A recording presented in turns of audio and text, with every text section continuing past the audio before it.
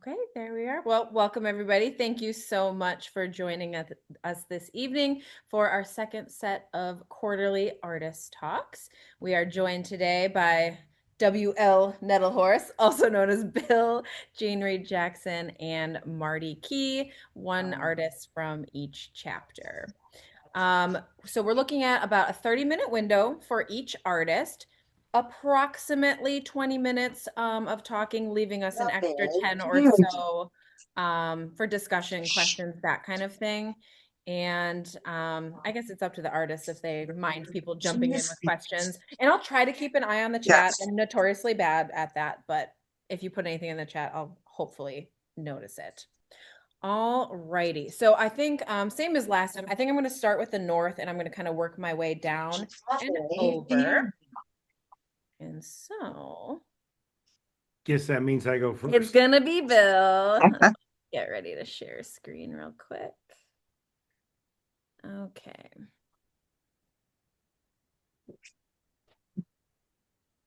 Okay.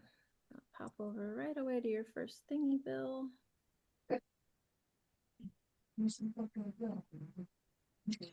Okay.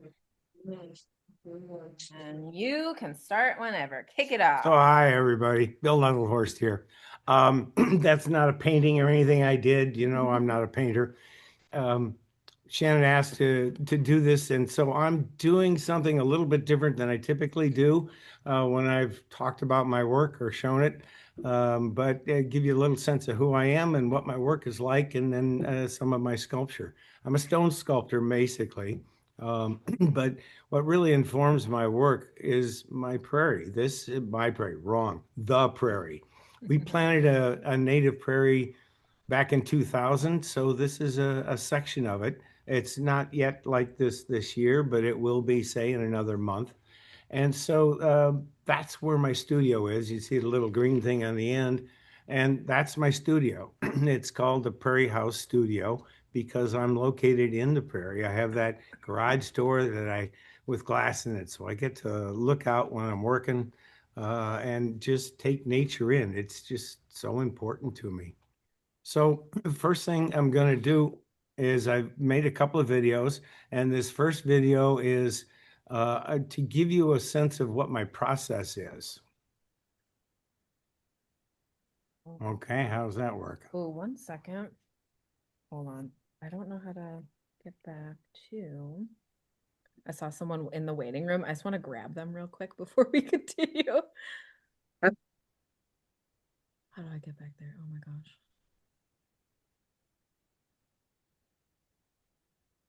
Sorry for interrupting you, Bill. It's all right. Hello. Hey, Bill. Hi, how you doing? Well, I'm going to have to get a blood infusion because the mosquitoes are so bad in the North Country. Okay.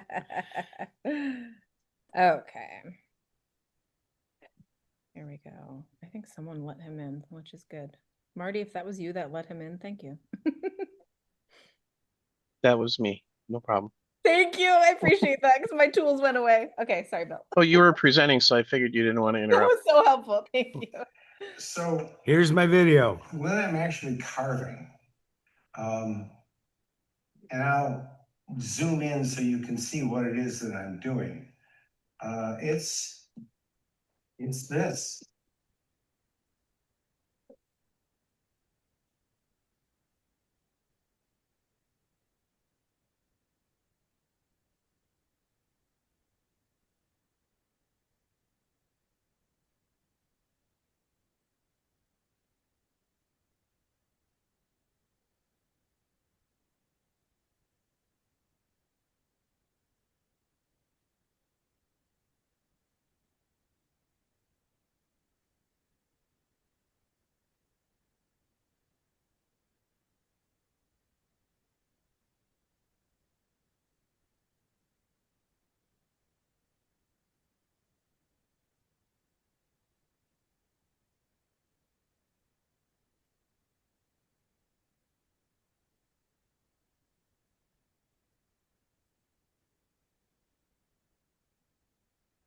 And usually if I'm actually carving, I'm demonstrating more, but if I'm carving, I'm wearing a mask, and I'm wearing eye protection.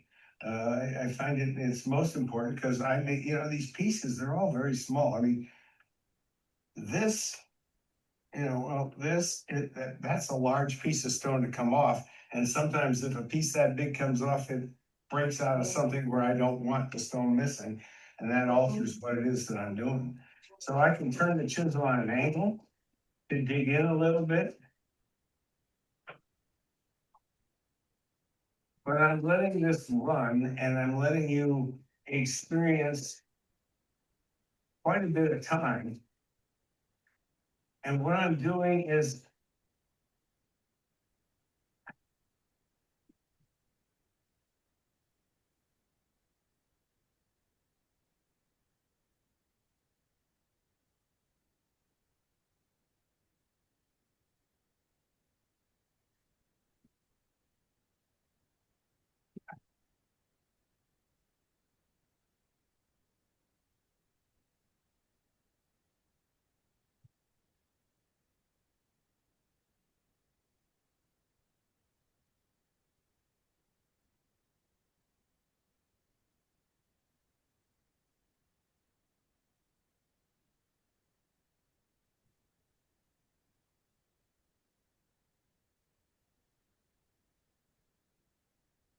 Okay, well, that's not working.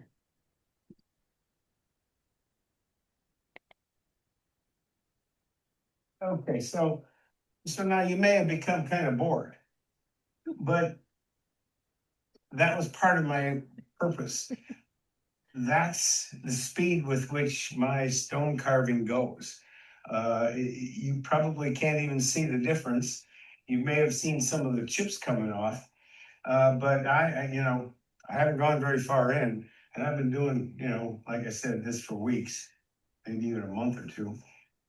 So that's an attempt to give you um, a real sense of the time and the focus that's involved in doing stone carving.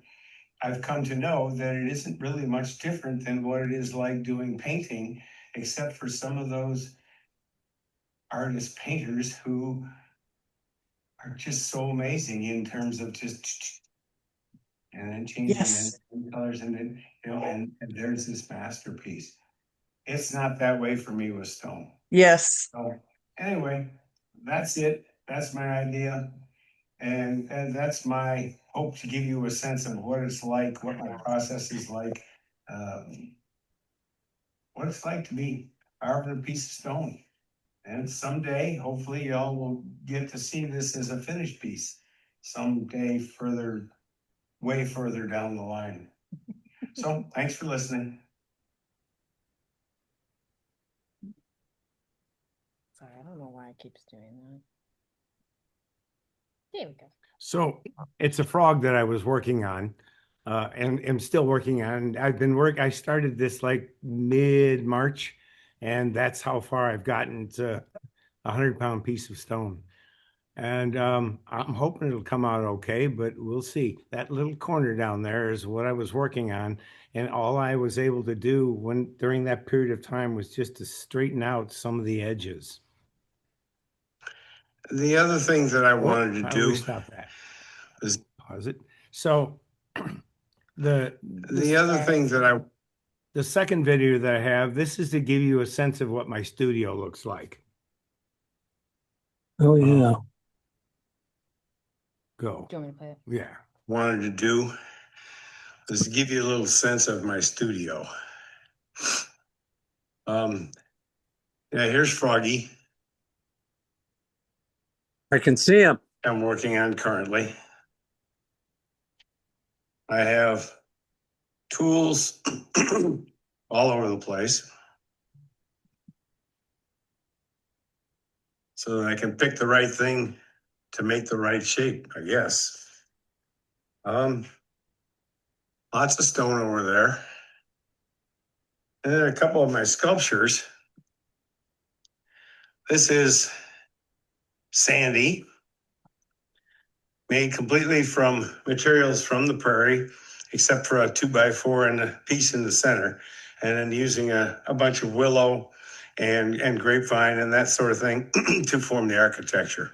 Those are all grasses. I think there's 6 or 7 different grasses from the prairie in there. And then these are some of my sculptures. That's grief on the left. I have this whole series of designer high heels that I've done, which was a real fascinating thing to do. You can see the beautiful stones I get to work with, which is part of the absolute treat.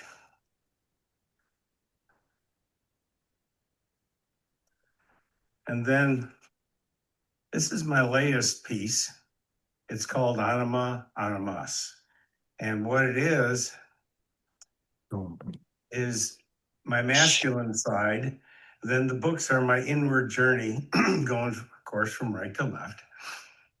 They're books that guided me on my inward journey, along with a whole bunch of mentoring.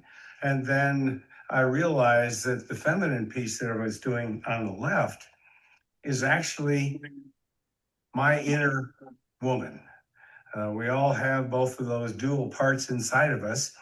And this was started off to be a piece that was my granddaughter.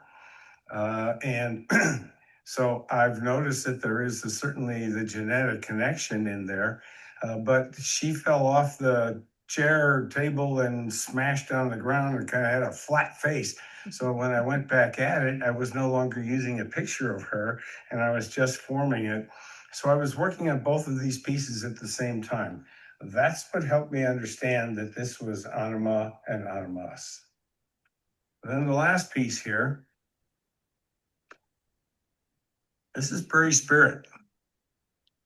This is, I don't know, I live with these two animals, these two very large animals in my shop.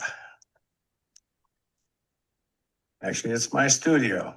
He's 8'6" long, and he's 6'5" high, and he's 4 feet wide, and he's just a friendly bison. That again is all materials from the prairie. There's like 10 different dried flowers in there. There's dried grasses. I recently, because when you're moving him, people's heads bump into him and the dried leaves break. So I tried doing some repairs, and they actually worked. Those two horns, you can see the lighter color leaves. Those are repair pieces.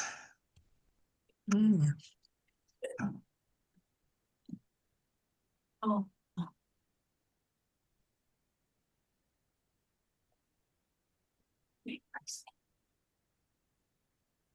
So this is Prairie Spirit. One of the other things that I really like is working with other artists and literally being with them while they're doing their art and I'm doing mine. And so one of my friends does clay, and he comes over, and at the same time, one of my other friends, and you may notice as I'm panning here, we use this in the wintertime, definitely like a inside greenhouse. We get leaves, plants started, tomatoes started, that sort of thing. One of my other friends is a painter. And so the three of us get together and do work. So this is the Prairie House Studio.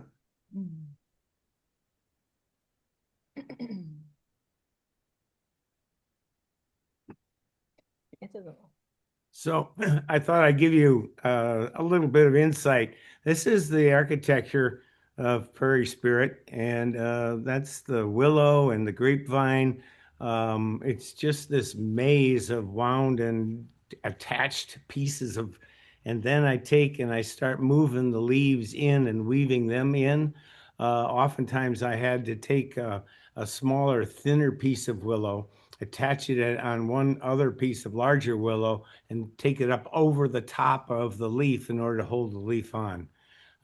It was an interesting, long process, but oh boy, was it fun. And the Sandy is about the same.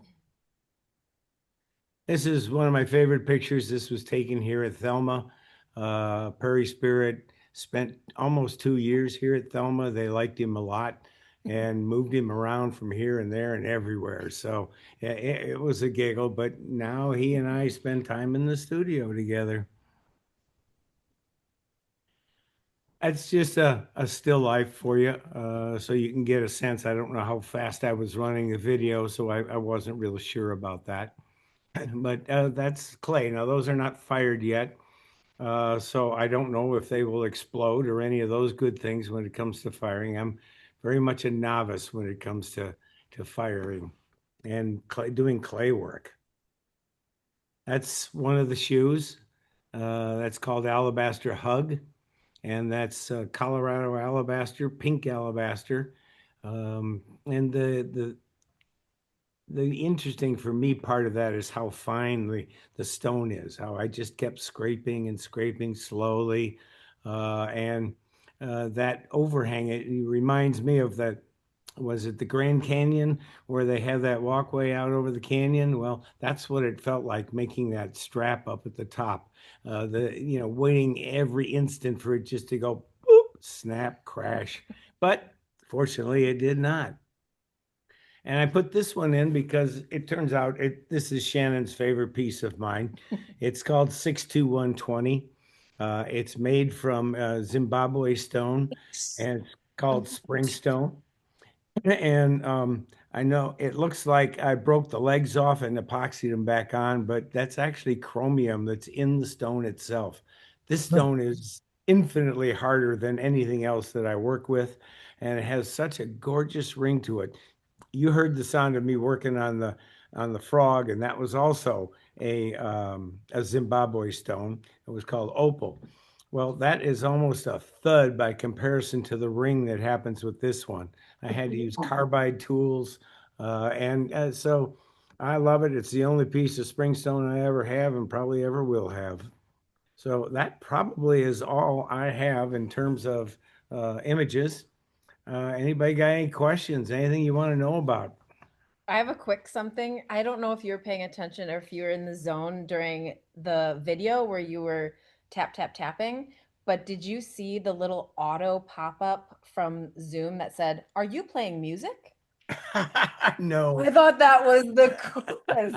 Like it'll pick up on that. It's like, I don't know, some sort of AI response, but the fact that they picked up that rhythm of your chipping and thought it was music, how perfect is that? That's cool. I think And it's so cool. that is what it feels like because yeah, I just get into a rhythm with it. And yeah, I play music, primarily Pink Floyd. I like Pink Floyd, and it just really gives me emotion. And that's what I really love about carving is that I can get into it and I'm watching the chisel and am I making the curve nice? Is it a smooth curve? Can I do several runs at the same, one after the other and have them all flat? So those are just, teeny challenges that go on constantly. Questions, anybody? Bill, this is Dennis. I really enjoyed seeing this. I was bugging to come down and watch you, and now that I've seen this, it's great. But what I was curious, what stone do you enjoy working with the most? What Wow. kind? Most of my stone is alabaster. It's substantially softer than the other two stones there. And it's really nice for me to work with it because I can shape and do, a lot of things and I can do it fairly easily. Um, but it's precious to me to be working on the frog. Bought that piece of stone when I very first started carving from the Zimbabwe guys. And so I wasn't going to carve it until I felt like I was a good enough carver to be worthy of using it. And now that I'm turning 80, I decided I better get going or I ain't never going to carve it. So alabaster is just very much what I use. Yeah, very cool. Thank you. And if you come, it'll be just as boring as what that video was.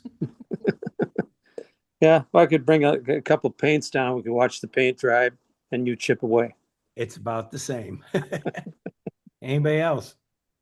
Yeah, I've heard it said that some sculptors say that they just take away the stone because the sculpture was already in the stone, and they were just getting rid of all the fluff so that they could reveal that. Do you sort of feel that way when you're working?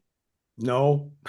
Yeah, I hear that too. Or I think they say Michelangelo said that about David or something. Something But like that, for me, it's um, I need some kind of idea. The green stone, I asked all kinds of people. I was talking about it and talking about it. That's part of my process. I just interact with folks about it. And finally, somebody said, "Well, why don't you carve me a frog? I love frogs."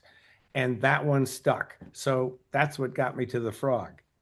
Prairie Spirit, a friend of mine, one of the guys who comes up and does art with me, he did this drawing of what he called Buffalo Fest or Bison Fest. And the idea was to have a bison out in the field, and then we'd have a party every year and invite a bunch of artists to come and adorn it.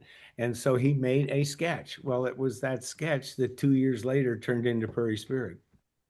okay. I Yeah. noticed a frog on one of your And your then benches. Was that your is that your model or inspiration? Well, my neighbor had this frog, and I was struggling with what the heck does a frog really look like? And so this way I have a bit of a crazy looking 3D frog. Yes. Okay, I so know that's this. your model. All right. Yeah, Shannon's over here pointing to it, going, I know. While he was talking. anything else? Well, thanks for listening. I appreciate it. And thanks for asking me. Thanks for Yeah, talking. thank you. It's fun. Okay, so Marty, are you ready to be next up? Sure. Okay. Um, So I think I made you co-host, so I think you should be able to share screen and stuff. yeah, I'm looking for share settings. Okay, that's not what I want. I just want share. Here we go.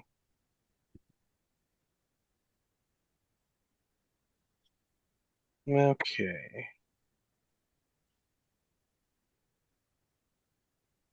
I did this presentation quite a bit this last month.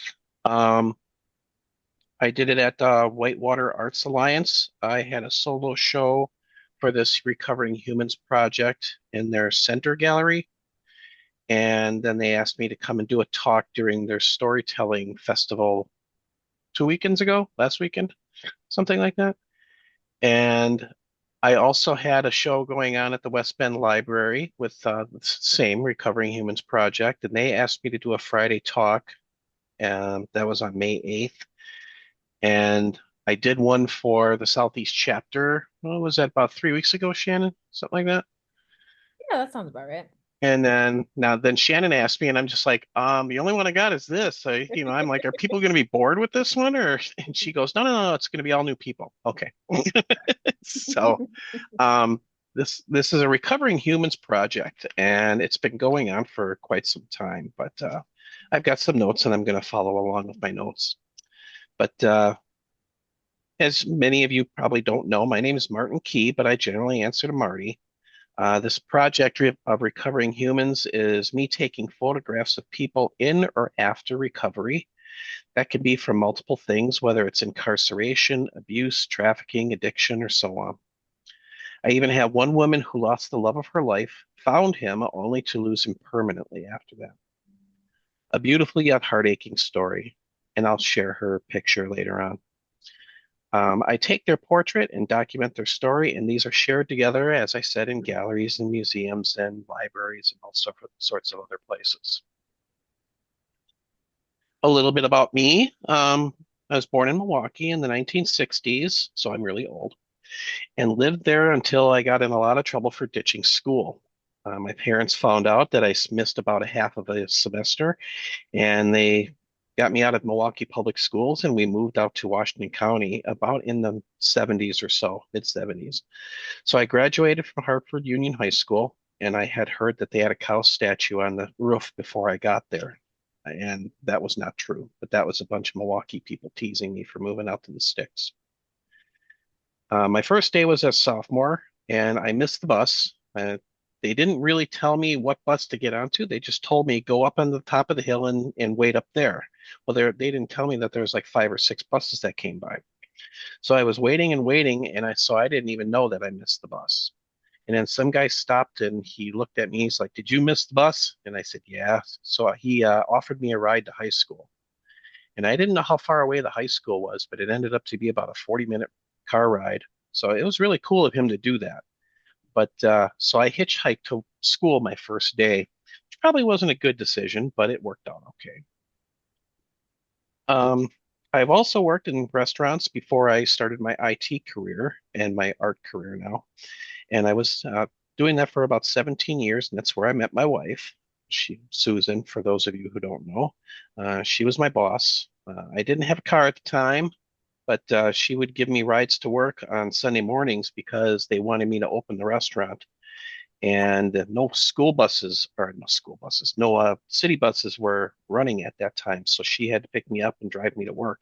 And that's how we became friends. And then about 2 or 3 years later, we were engaged. And then 2 or 3 years later after that, we actually got married. So all total, we've been together for 39 years, which I think is pretty miraculous that anybody would put up with me for that long. But sort of how this project got started is way back in the 1980s when I was going to college. I was going to University of Wisconsin, Washington County, which is right here in West Bend, as a matter of fact. After 14 years of schooling, I had had enough, and I started working at my first restaurant, which was Skelly's Truck Stop in Richfield on Holy Hill Road and Highway 45. Um, kind of liked having a paycheck more than I liked having an education, so I quit school and I started working full time. But my paycheck really wasn't that huge. It was only $2 an hour. Actually, it was $1.90 an hour back then was the minimum wage. And shortly after I did that, my parents were obviously somewhat disappointed, and I got into an argument with them, and I ended up moving out in a huff. So I packed some of my stuff, and I hopped in my car, and I stayed with a friend of mine for about 3 months, living in their basement. And after about 3 months, the mom got tired of me being downstairs in her laundry room, and she says, "He's got to go." So I didn't want to go back home. So what I ended up doing was sleeping in my car. Um, I was working at the restaurant at the truck stop, so I had access to food, and the truck stop was for truckers, obviously, and they had showers, so I could shower each day after work and eat, and then I would just get in my car and I would be parked under a light where I could read a book and fall asleep I in was my trying to car. figure out what the noise was. It's the fan. Okay, That thing boiled. Please mute. so quick. I know it. And for those, if you can see on my screen, there's a picture of this car, and it's a 1971 Dodge Demon, and that was what my car looked like. That's not my exact car, but it's pretty pretty close. But it got towards the end of October, and I realized that this wasn't going to be a sustainable situation when it got below 32 degrees for the first time. So I put my tail between my legs and I went back home and I apologized to my parents. And fortunately, they let me back in. About 2 years later, I ended up moving out with a couple of friends and we got an apartment, and life was sort of normal after that. But later on, maybe about 2000, my wife and I joined, bought a Harley Davidson, and we joined a Hog chapter. That's the Harley Owners Group. And kind of like Wisconsin Visual Artists, Harley Owners Group has chapters all over the country. There's, I think, 7 of them in the state of Wisconsin. But after a while of writing, the chapter president, he asked me to be the photographer. So I was like, okay, I'll give it a go. So I went and I bought my first Canon Rebel 2000, which was a 35 millimeter camera, and I started taking pictures at events. And you can see some of the pictures on the screen up there. But it got kind of boring after a while. It's like you just take pictures of people standing in groups, and then you take pictures, you know, in another group, but by a sign or something like that. And then it got kind of dull. So I started looking for ways to experiment and try different things. And for instance, on the top row on the right-hand side, you'll see there's a reflection of the American flag and some motorcycles in this guy's helmet. And I was like, that was probably one of the first times I actually tried to get creative with the photography. So this started to become sort of a passion with me. So I took a few night courses. One was at Marine Park Technical College and some at Waukesha County Technical College. And then later on, I took some more formal classes at Concordia University in Mequon. And these gave me more knowledge, and I learned what all the settings were on my camera. But I started studying the work of other photographers because that was one of the first things they did in classes was start showing you pictures from other photographers. And that's what I've used basically to continue to develop my style, my technique, and my skill.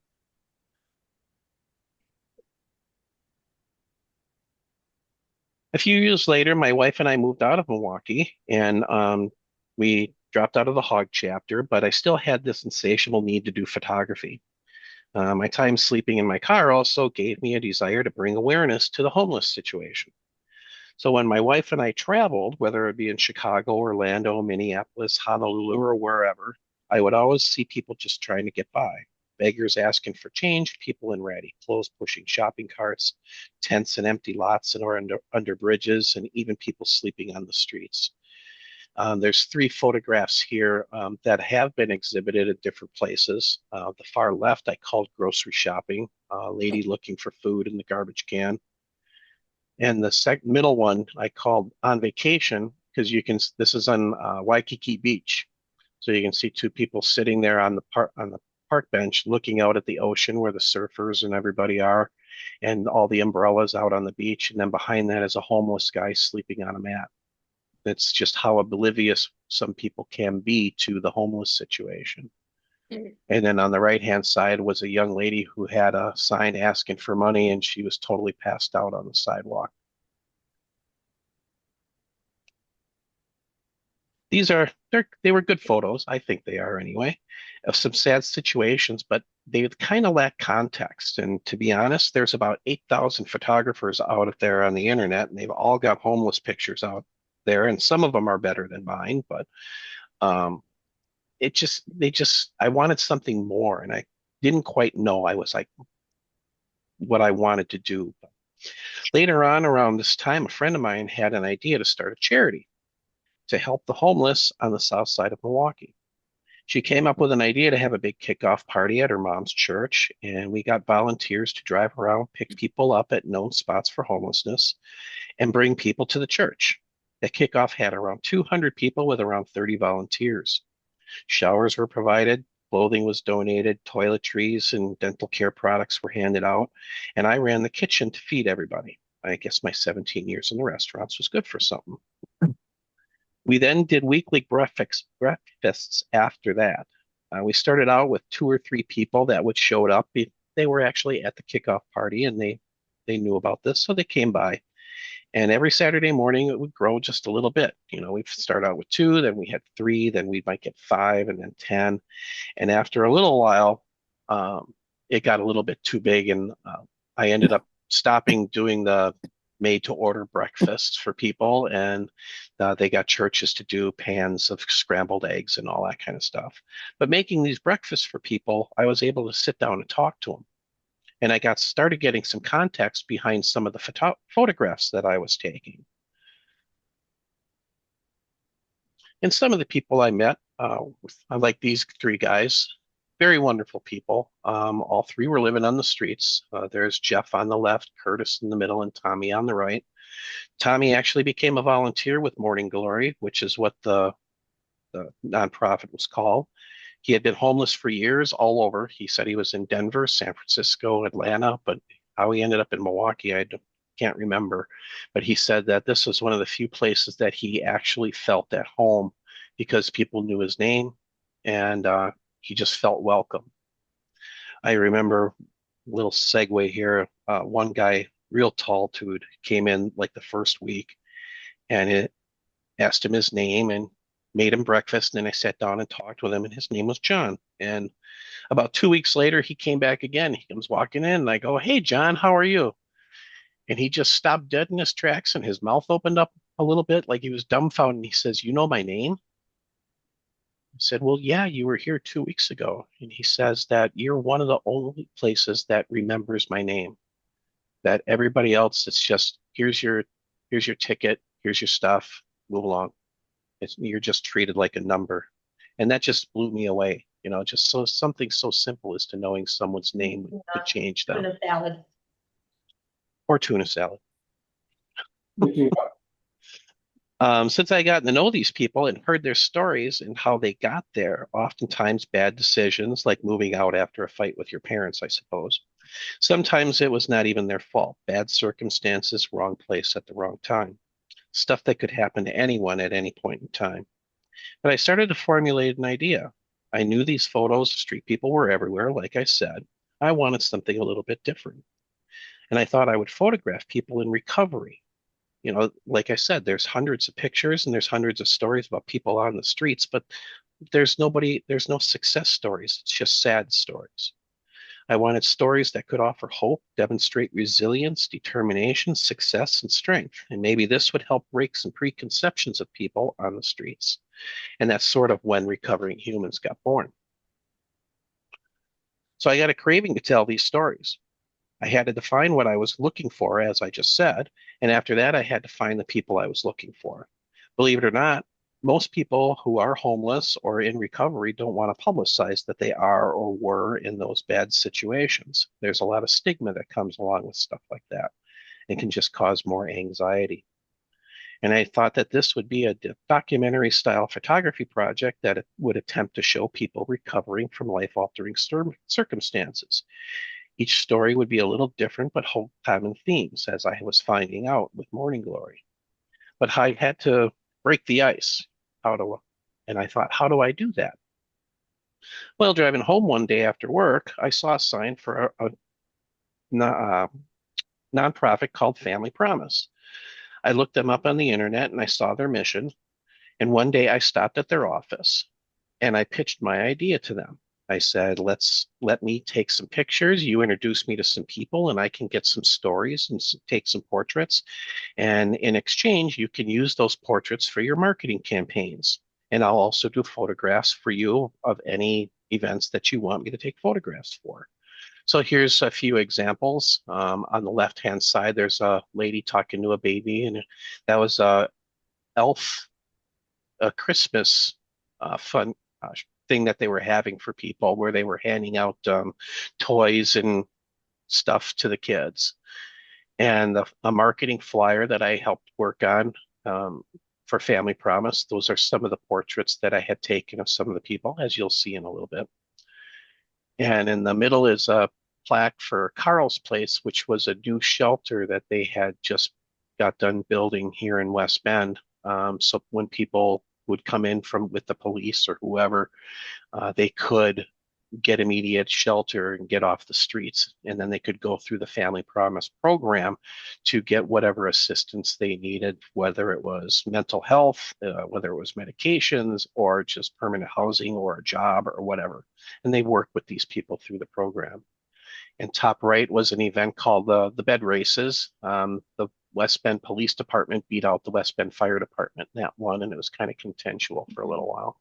But and at the bottom is the grand opening of Carl's Place, and there in the middle with a thumbs up, you can see Carl, and next to him is Rebecca Clayfish, and then Lori Prescott next to her. She's the executive director of Family Promise here in Washington County. And here are some of the photographs of some of the people that I've taken pictures of. But after a few years, unfortunately, the relationship with Family Promise dissolved. COVID kind of killed it. I'm still in contact with them and I still support them whenever I can. We just donated some furniture to, when my mom passed away, she had a whole locker full of furniture. So we donated some to Family Promise. And I got to help move it into an apartment for a woman who was homeless. So I saw her sitting on my mom's couch. It was kind of a cool thing to know that my mom can even posthumously help people get off the streets.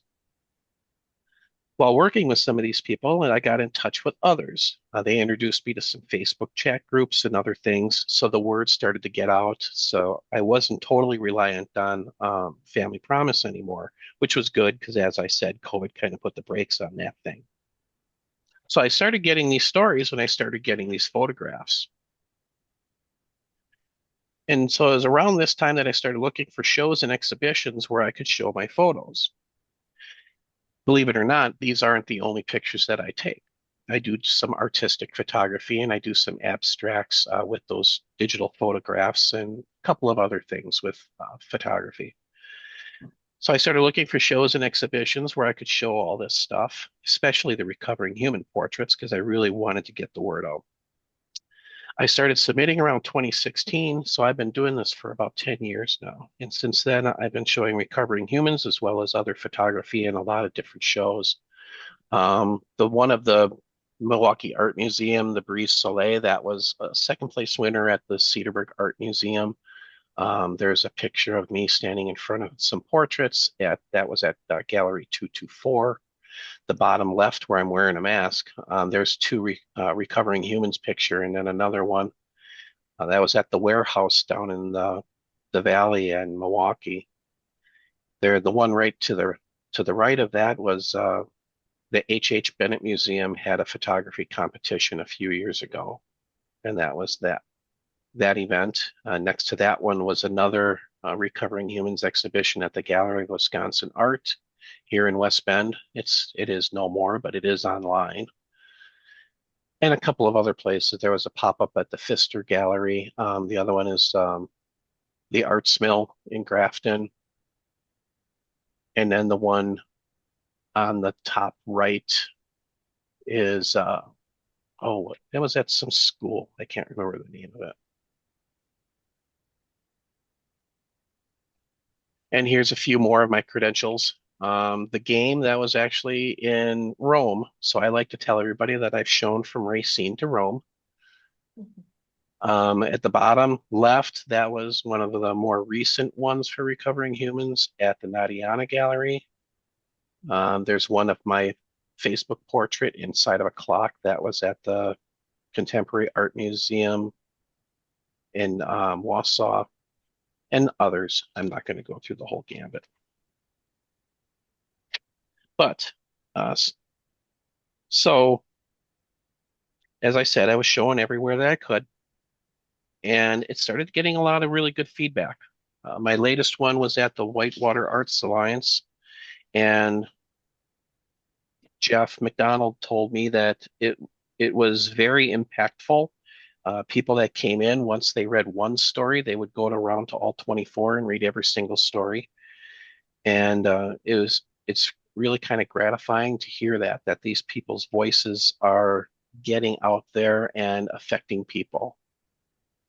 So if you know of anybody who would be a good candidate for this, please give them my contact information. Take a screenshot of this if you like, or you can just contact me and I could give you my contact info and let people know what I'm doing. But as I said, one of the things that I really like was that when people see this stuff, it really makes an impact. This is at the Whitewater Arts Alliance. I was getting ready to take everything down, and this young lady was standing here looking at one of the portraits.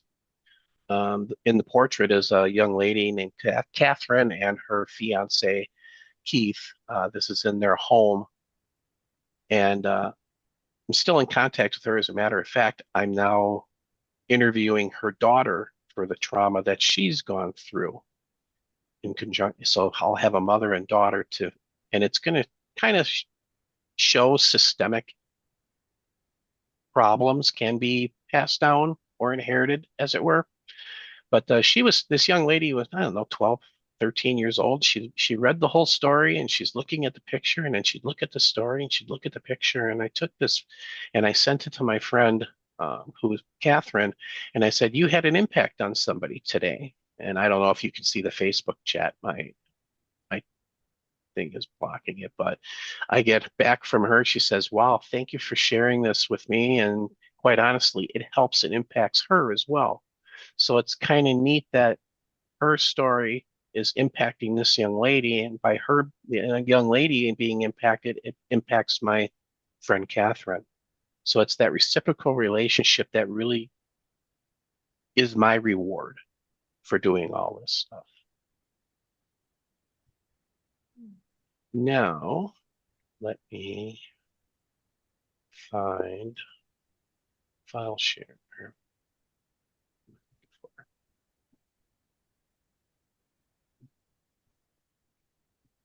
I'm going to shrink this up.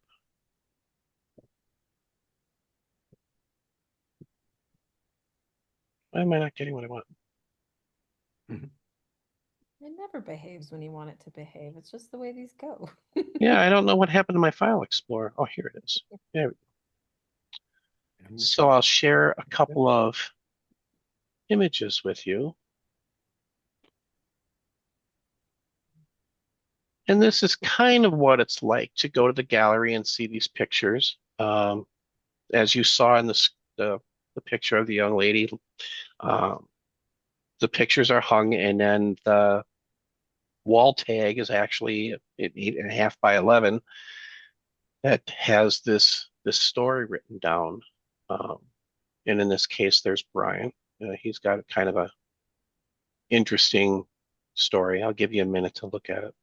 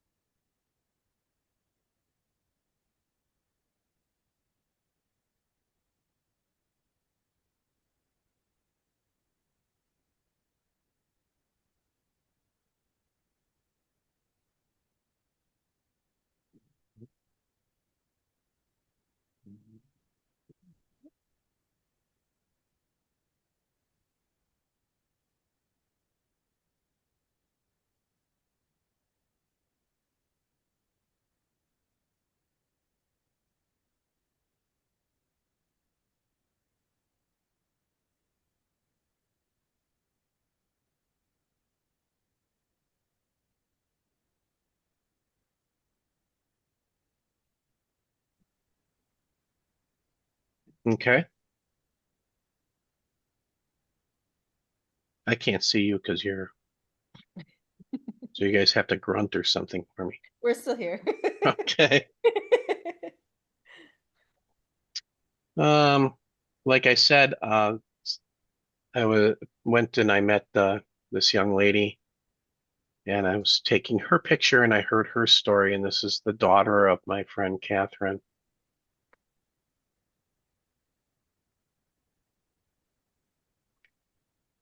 And then you can see using flash without a light meter is kind of experimental, so got a little overexposed and just sort of worked my way down.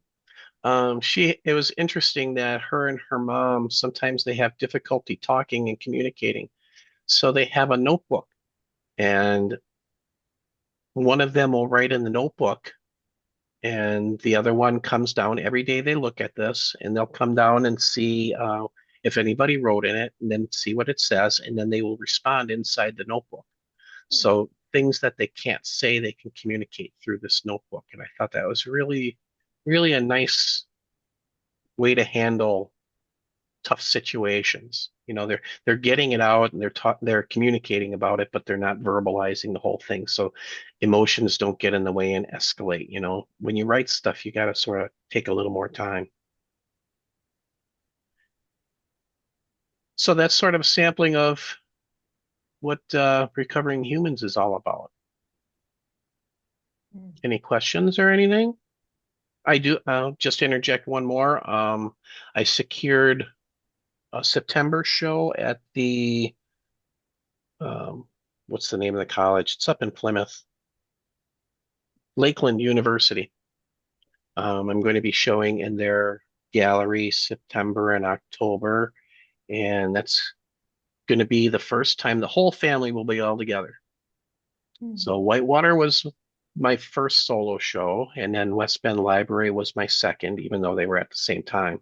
And then Whitewater had 24, the library had 14, but Lakeland can accommodate a lot more. So all 34 people will be hanging at the same time in the gallery. So that'll be the first time the whole family is going to be seen together. That's great. Did you say September? Yeah, I think I hang like September 18th or something. Or no, that's the Friday. Let me look. submit it to member news and then I'll put it out to everyone. Okay. It's up in my neck of the woods, so I'd love to go see it. Oh, that's the opening reception is September 18th at 4 p.m. Okay. He wants me to do another talk, but it's not going to be real formal like this. It's just going to be standing there, your usual artist in front of the people there. And that lasts until October.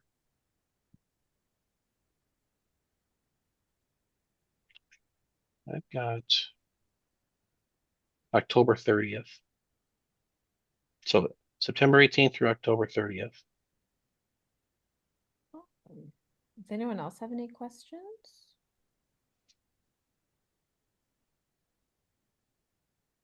It's Well, clear thanks for your time. It's clear to really appreciate your work. You have to be able to sit and read the stories and to connect with the people. That's just an amazing calling, really, that you have. And thank you. Thank you. Appreciate that. I don't know if anybody knows Cindy Hansen, but she came to the West Bend Library when I did my talk like I just did here. And she said one of the things she really liked was that the portraits were, if you took away the stories, they were portraits of pretty much anybody. They were pretty portraits. They had dignity. There was beauty to them, and she said, I really humanized people, and it really gave the feel that they're just anybody. So when you read that story, you're associating that it could be anybody in that situation. And I really appreciated that comment from her. Yeah, I like that. Well, thank you so And much for sharing, no Marty. problem. My pleasure. Okay, so our third and final presenter is going to be Miss Jayne Reid Jackson from our South Central chapter. Okay, let me just get ready here, Jayne. If you want to start introducing yourself, I'll get ready to share screen for your images. Okay, and Shannon, if you wanted like the first image, I'll mention, and then if you wanted just every couple of minutes, change to the next image. Okay, I create a gave natural I pace. gave you about 24, so that should one a minute or whatever, Sounds good. I'll find some where rhythm. that would work out. Okay, well, I can begin. I am an artist printmaker. I primarily use etching techniques, and I gravitated into mezzotint once I started learning etching. And most of my works that I produce show how simple, ordinary things create mystery and visual poetry. This was one of the first mezzotints that I did. It's a pickle in a glass jar. And this went out to the first time I started to show my mezzotints was in 1998. And this one was in a show in Minnesota and won one of the prizes at the second Minnesota National Print Biennial. And so that just set me off. I had grown up always drawing and painting, and then once I married and had kids, I would take a class here and there. I took pastel and watercolor and whatever, and then I finally took an etching class, and from there they encouraged me to learn something about mezzotint. At the time, we did have computers, but we were still in the green bar age, and I learned mezzotint basically from books and from working online and people that I knew. And so what I ended up is I like the interplay of the objects with each other and their environment. And I usually manipulates the reflection of glass and the patterns of the shadows. And to me, they create small stories, and some of them have symbolic meanings to show what is special about everyday things, to make them more than just a representation of a thing and to tell a larger story. And that's my goal.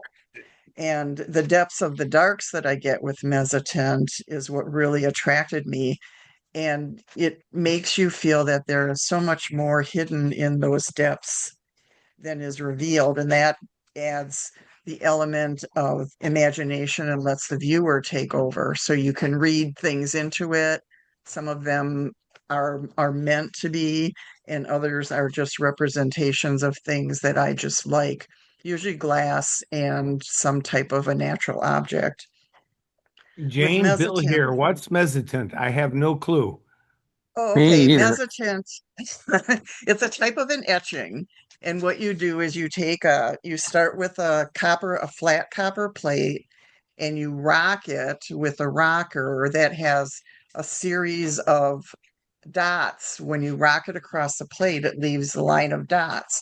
And you rock the whole thing in several different directions until the whole plate goes from shiny copper to being pitted with all these dots, and it looks like velvet. Like you were talking about how long it takes to create sculptures. Mezzotint is probably the same way. For me to now, if I just wanted to do a little 3x3 plate, I can usually rock the plate within a couple of hours. I've graduated up to 12x18 size plates, and those will take me about 2 weeks to a month, depending on how much time I can do it, where I rock it constantly while watching movies or listening to podcasts or whatever to get the depths of the darks. And so once you get the rocking done, then you can create the image. And usually, most of my images come from something that I imagine.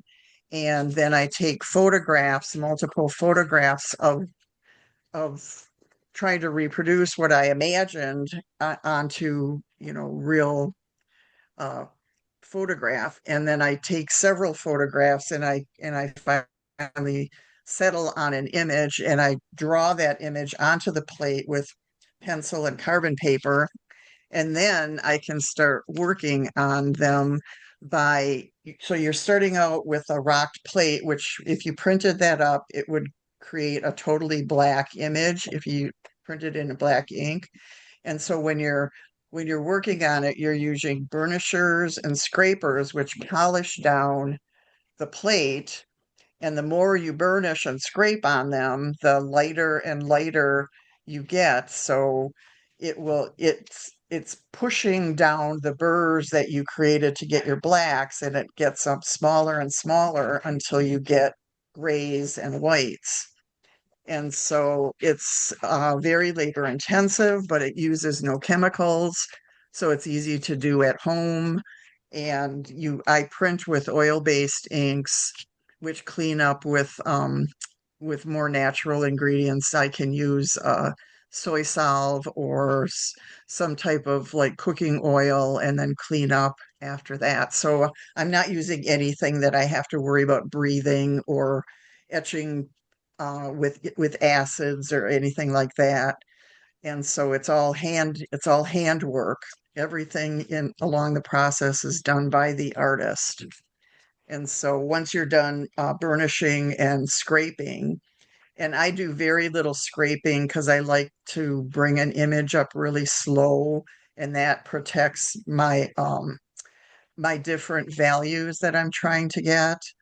And if I work on them slowly, yeah, some of these slides are really old, so you see some weird images.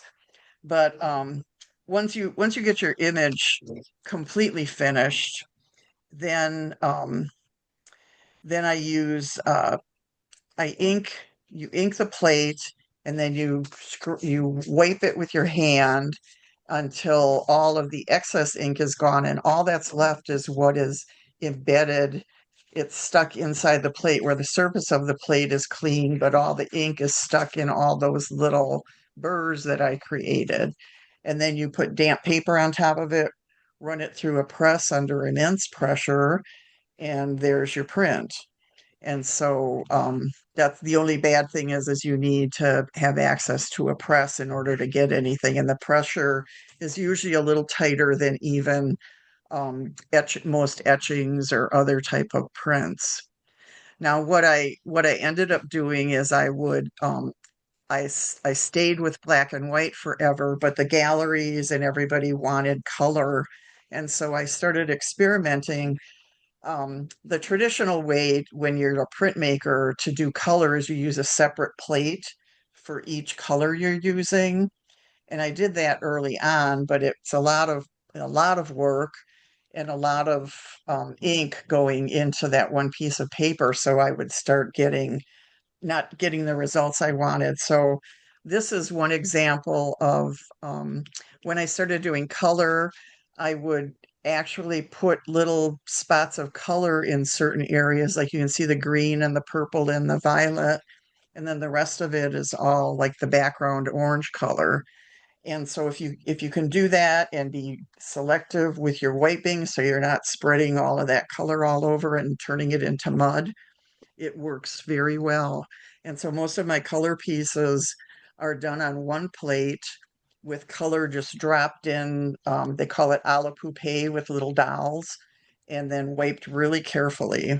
This is another one that I did, and you can kind of see this was all done with three colors, the pink, the ochre, and then a greenish on the outside. And you try to rely on the colors mixing in some places together to get your really intense darks, and in others just letting the light come through and trying not to mix if you don't have to.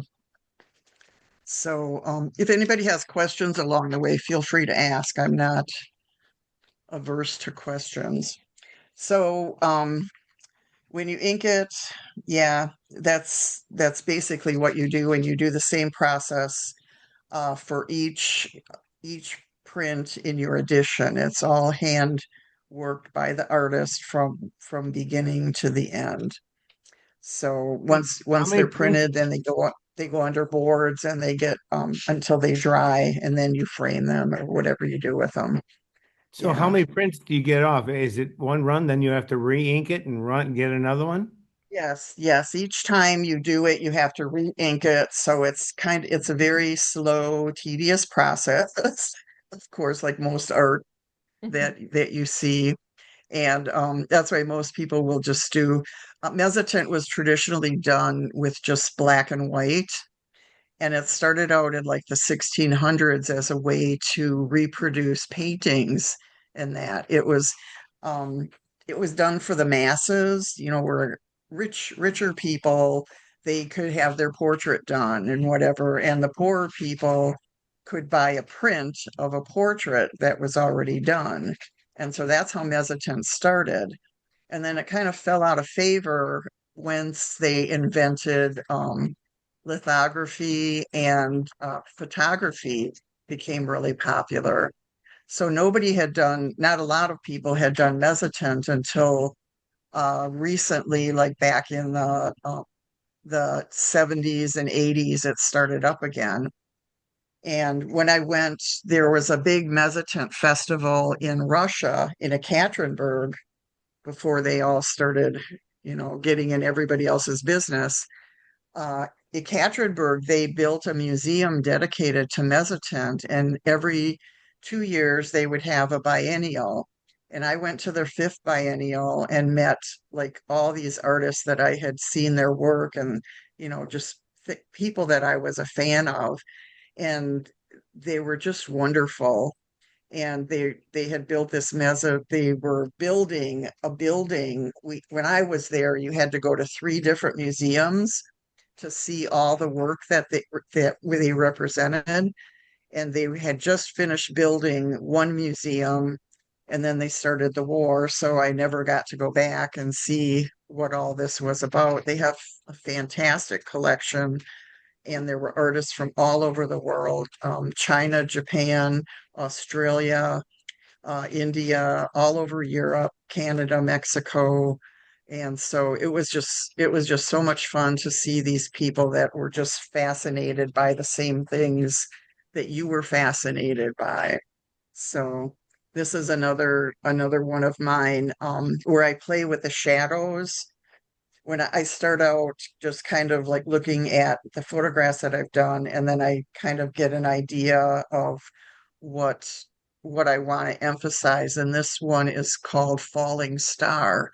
And it's just a piece of star fruit in an old Depression ware glass that I have, and I played with the subject of that and then its reflections.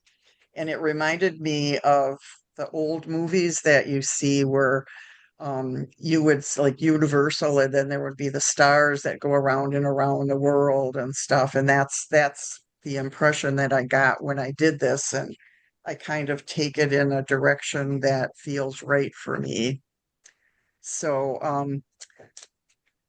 like this was the beginning of after I was in Ekaterinburg and I saw people who made great big huge mezzotins. And so this one was a 12 by I think it was 12 by 16. And then I had a little strip that I reproduced. It was a piece that I had cut off another plate and just put it next to that as a just a representation of it's what are these called? Birding? No, bleeding hearts in a glass. And so it's just a little piece of bleeding heart over there with the leaf of it that looks kind of sad. So it was my way of making something a little bit bigger that I didn't have to create a whole giant plate from. And so that was the first one that I did in that way. And that one ended up going to Mexico and every place else. This was another one I really loved the skin of the pumpkin and the facets in the glass and the little curly cues up in the top. And so that was the impetus behind creating this image. This was also in a collection of mezzotints that went down to Mexico as an exchange project. So meeting all these artists, it kind of gave me connections all over the world. When we were in Katerinburg, the executive director of the museum, he said that at the time there was only about 500 artists doing this technique. And so, that just made me prouder that I could do it. This is another one where I dropped the color in the green and the green and the gold. I mixed in particular ways where it was like darkest in the middle, and then the pink on the sweet peas on the outside of it. And a lot of these I will do a black and white image, and then if I think that it would work well as color, then I try to figure out how I can turn it into a color mezzotint on one plate. They're kind of tricky, but once you kind of get the idea of what you're doing, it works out really well. So, so what I've been doing is trying to get bigger and bigger. This was another one out of Russia. I met an artist in France who was doing a project for with a worldwide water organization, like and so we all did something that had to do with water. And this was my piece called Overwhelmed, because I tried to keep within my same subject matter. And it's just like the vase has filled up with water and it's dribbling down the side and starting to pool along the bottom. And so that was my contribution, another color piece that I did. So yeah, they're getting they're getting a little bit bigger as we go. This one, um, I'm trying to think it's of the title. I can't remember. Like starting over, and so the grass is growing in these, or the plants are growing in these little eggshells in a glass, and I've used this glass piece for quite a few different pieces. I just like the way the light bounces around in it. And so, yeah, where it's darker underneath, and then you've got in the brightness, and they're shooting up into the, growing into into the air. So, yeah, this one was another one that won quite a few awards when it went out into shows. And I've shown in since I met all these people, I've shown in quite a few different countries. Um, this one was one of the first. This is 18 by 18, and it's created with a 12 by 18 plate on the top, and then two 9 by 6 plates at the bottom. And I'm trying to tell a story about these. This is called Intruder. And so it's these crabs that are surrounding and catching the marbles. They're kind of gathering them together. And then the single crab in the bottom, and then there's a blackbird, a crow, that's eyeing up one, like that's the enemy of these crabs. And if you look closely, I was down in Florida and we found all these crab shells on the beach as we were walking along, and I took pictures of them, and they're all from the bottom because the tops of them were all pecked with birds. So I did them, it's the bottom that's facing up, but it looks, if you don't know anything about wildlife, it looks like the crabs are, converging on this group of marbles and capturing them. So that's, trying to tell a story in that way. And I can also print these all up individually, and so they can live on their own too. But together, it's a different thing. These have a real So film noir sort of feel to them. The black and white ones do. You look at the yeah, old yeah, film noirs and how the real high contrast blacks and whites with the grainy, and that's just sort of what it reminds me of when I see these. yeah. And I'm not surprised because I love watching all those old black and white Mm. movies and stuff. So it's that Hmm. sensibility that kind of comes through with them. Yeah, And I yeah, liked your description of dropping the colors into the copper plate. It's mhm, kind of reminiscent about how they used to paint photographs, where they yeah, would actually yes, Mhm. paint the negatives or whatever so that they would be colorized. And that's sort of what right. you seem to be doing with your copper plates.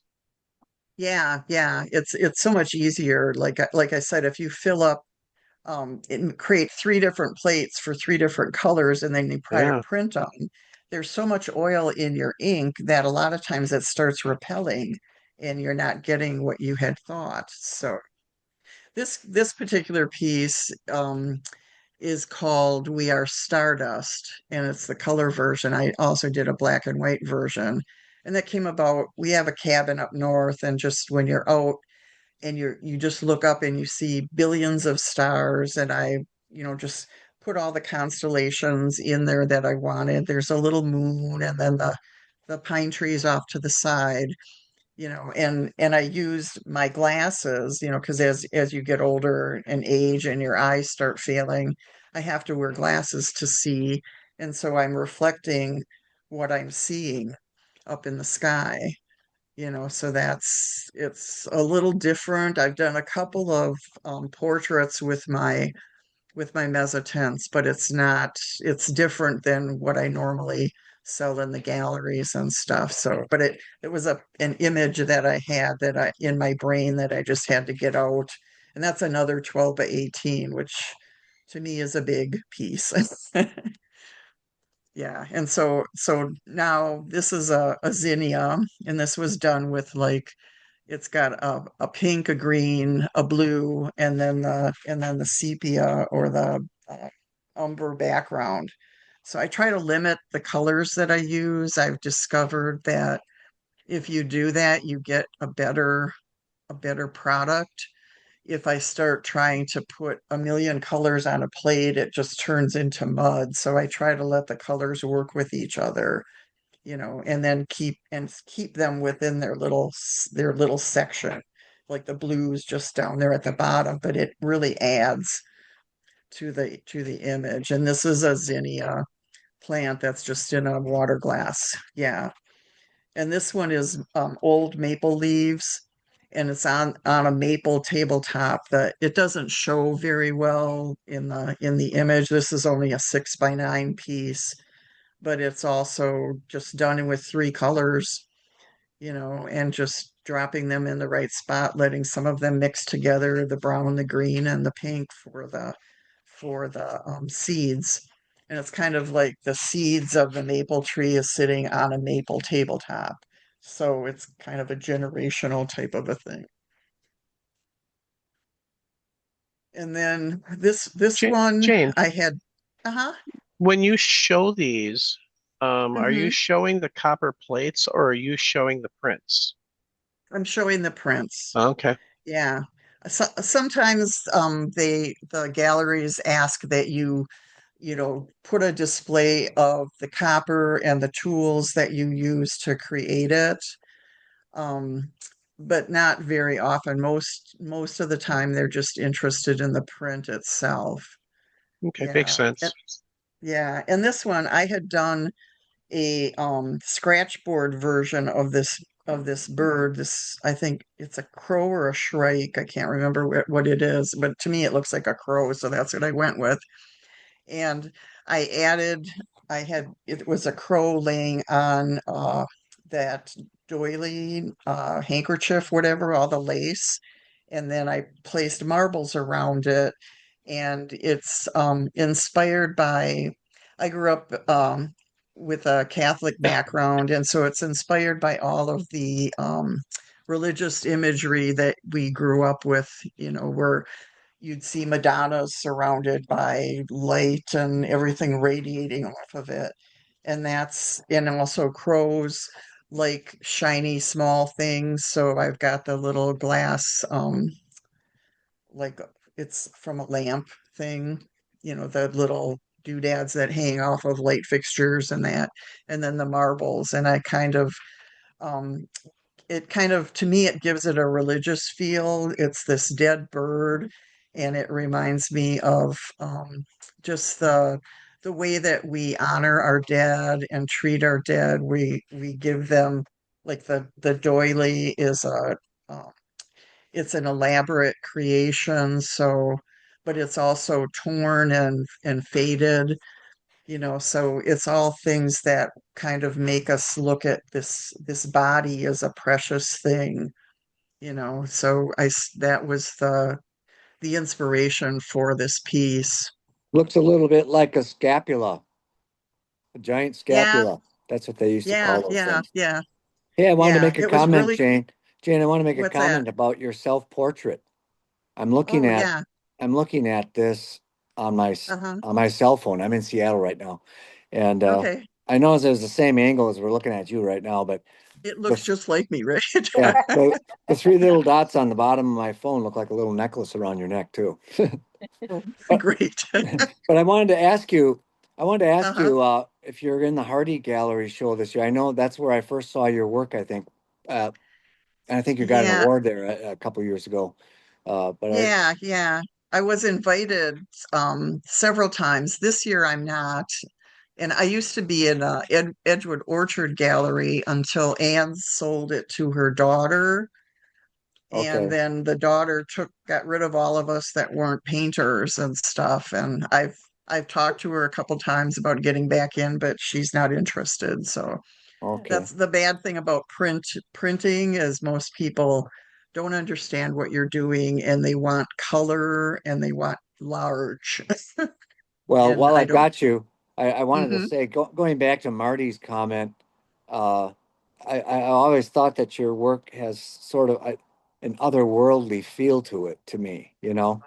And usually Oh, you thank might you. apply that term to a photo of people, but there's something about your work that just is sort of mysterious or something. I don't know what it is, but the shiny little Yeah, marbles always give it a little spark, you know? yeah. And they've kind of become a almost a standard with my work. I like to use the marbles. To me, they're like a female and also a life kind of a device that you can put in there. It's like the circle of life and the feminine, and so it's, if you want to get into the symbolism of it, it's fine with me. Or if you just like looking at, okay, here's a nest, and I asked people for nests, and I ended up getting nests in the mail from all my friends. And so, yeah, and I just put nests and marbles. I didn't want to do eggs in it or anything because that's been done like 10 million times. And Well, it just kind of, they almost look like yeah, they're gonna roll off the page. Yeah, yeah, that was kind of the imagery. Like there's a few nestled in there, and the rest are kind of coming at you a little bit. Yeah.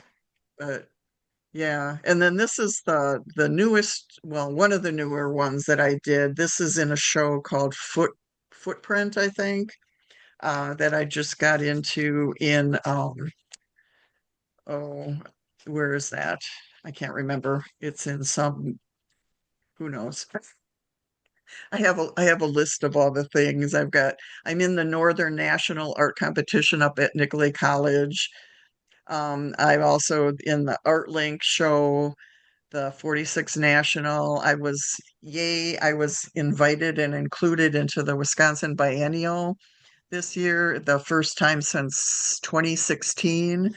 So I was really glad. And it was my the bird one that got into the biennial. And I don't know why, because if you looked at the biennial, there were so many things that were like non-representational. And then there's a few artists that were representational, and I don't know what the reasoning was for all of that.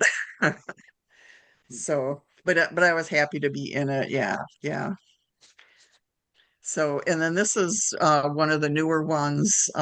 This is called Fairchild, and there's a restaurant on Monroe Street that's called Fairchild, and this was inspired by a photo that my daughter had sent me. It's just a couple of drink glasses and the long shadow with the light coming from behind it, and I just liked the long image and trying to do something different. So yeah.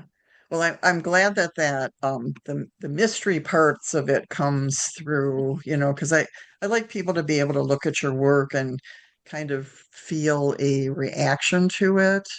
I don't want to tell them, like what I felt when I was doing this. It can either be, a picture of a couple glasses, or it can be something else, something beyond that reaches out to you. So so that's about it. I've been making art for ages, and it's fun to do, and just keep on doing it. You'll get rejected and accepted, and you never know why or where, or sometimes the piece that you dislike is the one that they like the best. So Every juror is so different. They all look for different things, I think. They, they are, yeah. I enter a lot of shows every year, and the ones that get rejected, then all of a sudden it gets in a show and wins a prize, and you're like, Mhm. okay, so just have faith in what you're doing. That's what I always tell people. It doesn't hurt, it does help. So, and I just keep on like I moved into this new studio, and I have high hopes for it once I get it all organized so I can start doing some more work again. I've got another big one in that I started that'll be just a bunch of tulips in glasses. And that one should be fun to do and see what happens to it. But I think that's all. If anybody has any questions, I'd be happy to answer anything that I Jane, once missed. the ink is on the copper plate, Uh-huh. like, does it stay? What am I trying to say? Is there a drying period? Do you have to work somewhat quickly, or because it's oil-based, does it stay Yeah, you want it, pliable? it will dry. What you do is you have your copper plate, and you take like spatulas and you rub the ink across it to Right. fill up the plate, and then you take tarlatan and your hands and you wipe off the surface, so that's all Okay. that's left is Yeah. in there.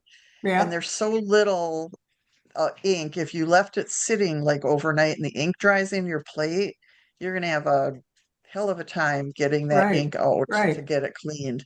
Yeah, so you learn basically how to print your own. Every artist I know that does this has a different way, a slightly different way of doing it.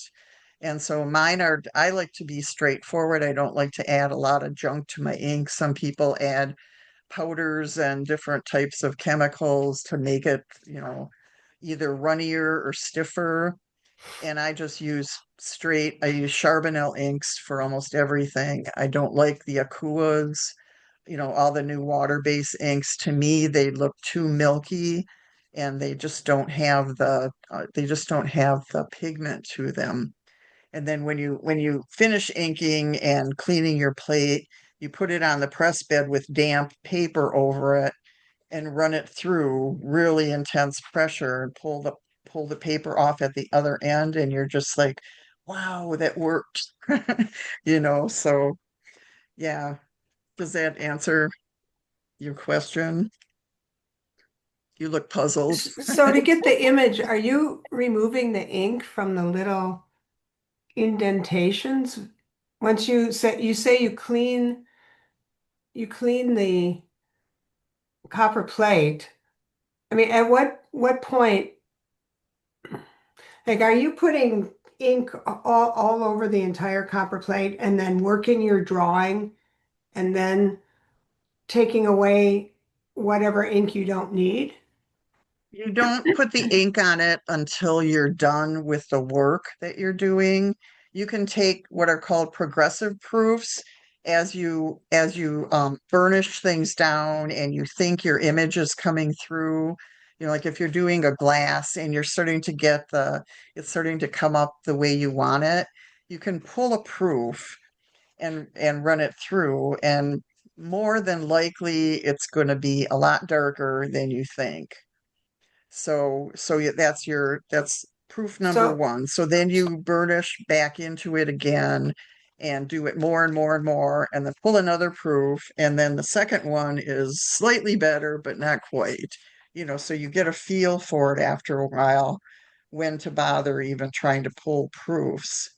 But if you're doing the inking and even with color, dropping it in certain areas and trying to wipe out around so it doesn't bleed out where it shouldn't be, you have to be real careful. And when you're pulling a series, an edition, you don't clean the plate off in between each print and the edition. You just take it back. I usually put it on a heat a heat source. And it's low heat, so it's just barely warm, but the plate should be warm. It wipes off easier, and you just keep adding ink every time you run a print. Then you take the plate out and you re-ink it again and wipe it again and do that. So sometimes when you're doing it, your editions, each one of them will be slightly different than the other ones, but your goal is to make them almost identical. So yes, it's tricky.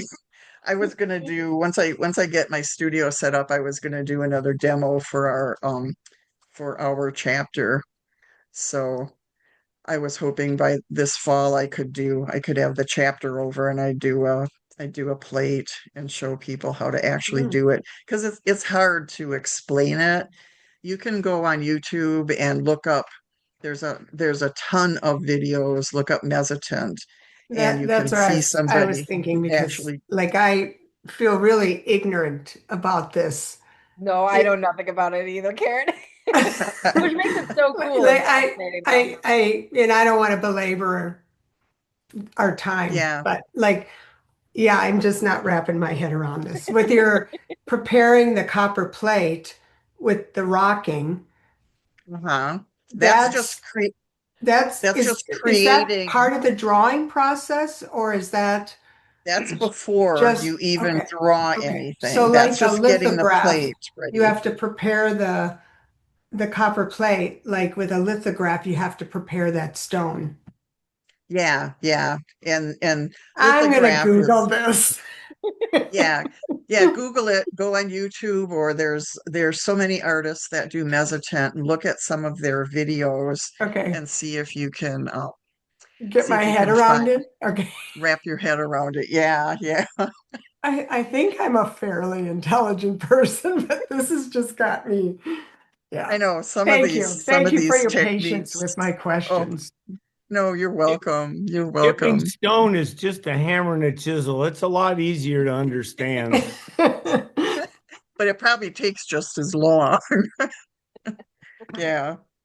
Now, somebody had a question about explain how you wipe the ink from the top surface.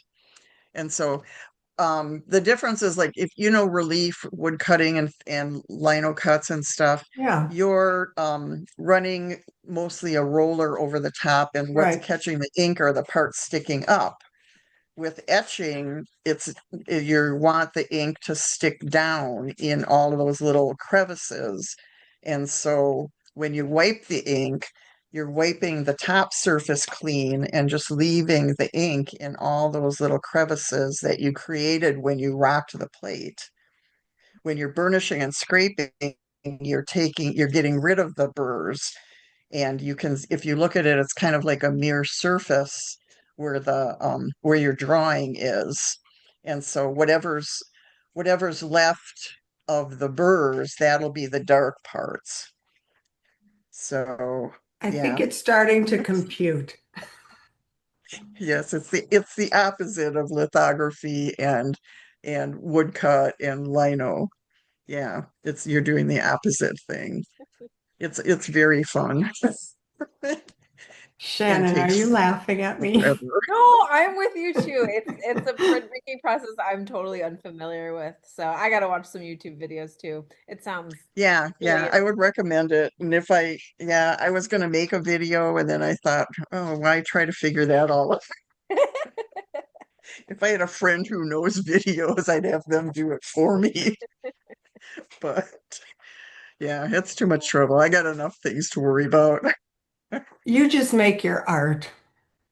Yes, I'll just make the art. You guys worry about We'll how it's we'll go done. Google somebody else. Yeah, there you go. I could recommend people if you needed anything, but then I'd have to spell their names. All right. So Well, that sounds like that's it. yeah, thank you for sharing. It's definitely Yeah, definitely that was interesting long enough. process. Thank you to all three of you. Three very different practices for tonight. So I enjoyed that. Yeah, Good it balance. was great. My dog's destroying everything. I have a little Oh Scottish no. Terrier here who's 7 months old, and he's eating everything in my basement and Oh giving it to no. me. So All right. Well, thank you to everyone for joining us this evening as well and all the great questions. yeah, I hope you all and enjoyed it. thank you for inviting us. It was a Of nice course. group. It's my pleasure. All right. Bye, Thank everybody. Have you. a great night. Yeah, Thank you. thank Goodbye. you. Thank you. Interesting. Thank you.